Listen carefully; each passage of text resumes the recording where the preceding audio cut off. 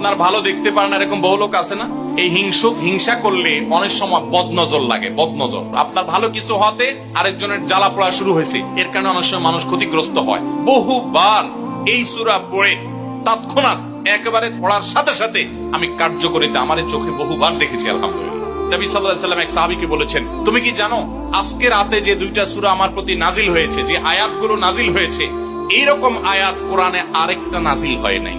আমার বাচ্চার কোনো অসুবিধা হলে মাঝে মধ্যে আমার মিসেস বলতেন যে একটু দোয়া পড়ে খুদাও তো। আমি আমার মিসেসকে সাথে সাথে বলি, কেন, তুমি দিলে কি সমস্যা?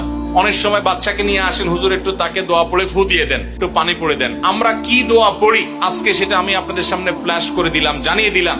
আপনার যদি কোনো বিপদ হয়, আজকে অনেক ভাই প্রশ্নে লিখেছেন, অনেক সময় মানুষ বলে, ভাই আমার বাচ্চাটার এই সমস্যা, আমার ওই ওয়াইফের এই সমস্যা, আমার স্বামীর এই সমস্যা, আমার এই সমস্যা।